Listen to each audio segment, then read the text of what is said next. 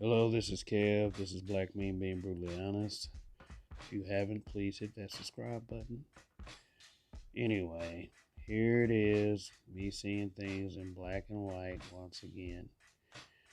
Okay, the black man sitting on the couch. His name Jason Hackett. He works for KOC05 News. The white woman on the right is Alex Houston. They were doing a report on a gorilla at a local zoo, and they was all happy to blah blah blah. They said their thing, and then at the end of the report, as they were going, they were cutting to commercial break. She made the remark to her co-worker Jason Hackett that the baby gorilla kind of looked like him.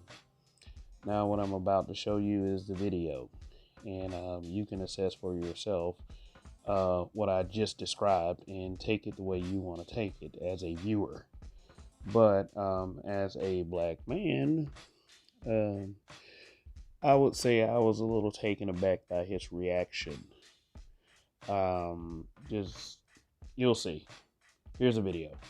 Zoo just posted. Okay, you have to see this. This is Finn. We're about to show. Oh my goodness, take a look at him. He's a resident of the Oklahoma City Zoo, and this week the zoo's 8th caretaker took over their Instagram, and we are all loving that they did. And as you can see, Finn was fascinated. Definitely ready for his close-up. Kind of looks like you. We didn't take a picture. It kind of does, actually. Yeah.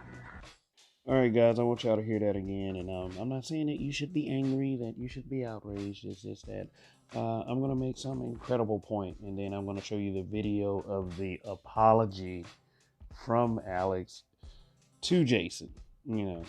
Yeah, I got that too. Yeah, I find this whole situation hilarious, by the way.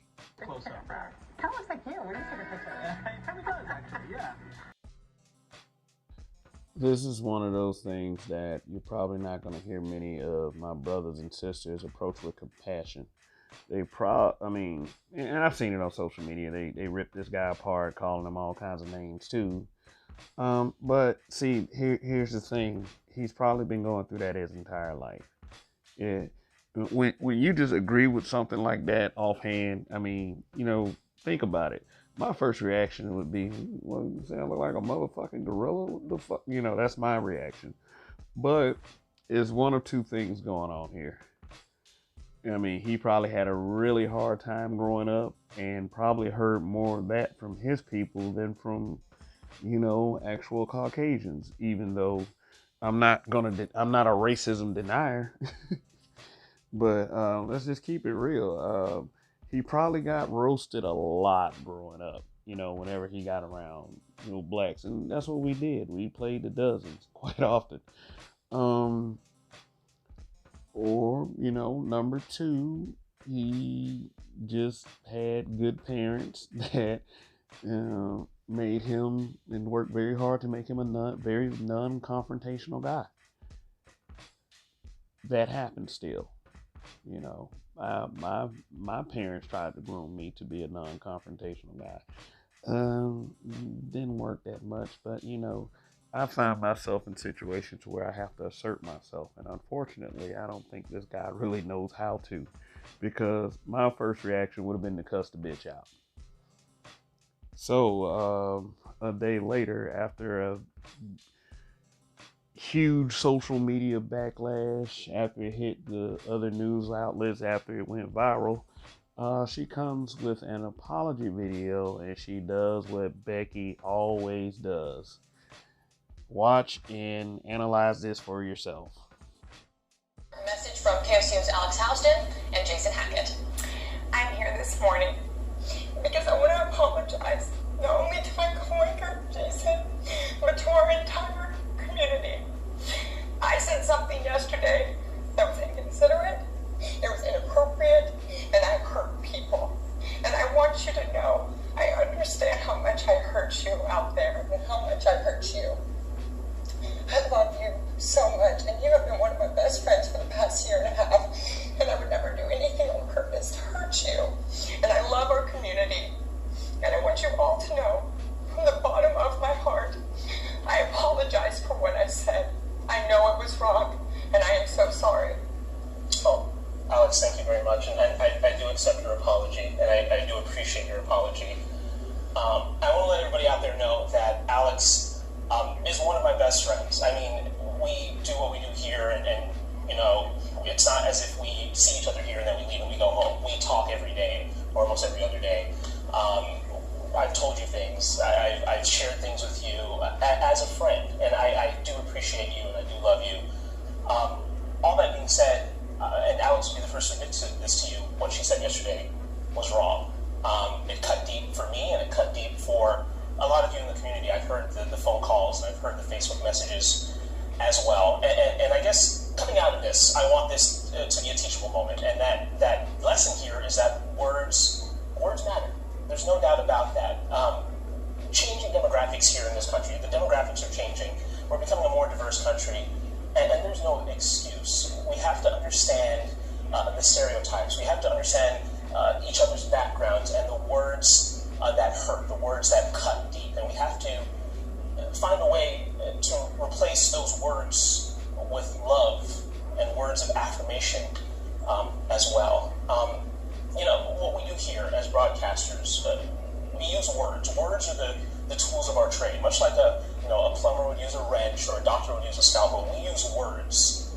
And our goal and what we need to do is use those words not to hurt and not to divide, but to build a more perfect union. And this is going to be a journey for us. We're learning things here.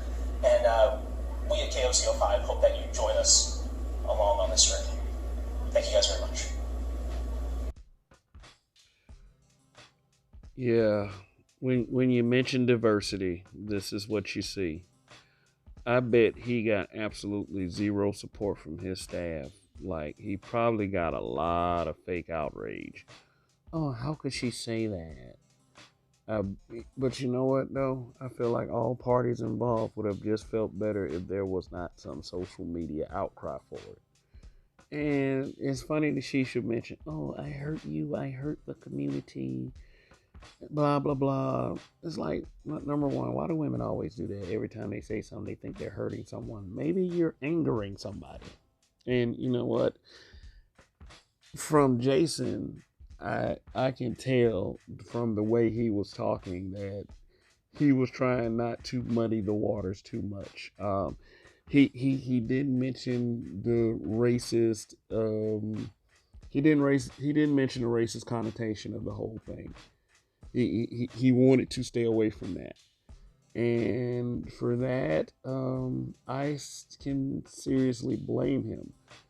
But at the same time, you know, I'm just gonna throw this out here. How many times have I been called an ape or a gorilla or a monkey by my own people? But still, that's just like them saying the N-word. I don't want to hear that shit coming from them. I don't care. So it's like this. It's just that we got to find a better way to deal with this besides how Jason dealt with it, because he reacted exactly the way his staff wanted him to react. And he reacted exactly the way his best friend, as he says, wanted him to react. And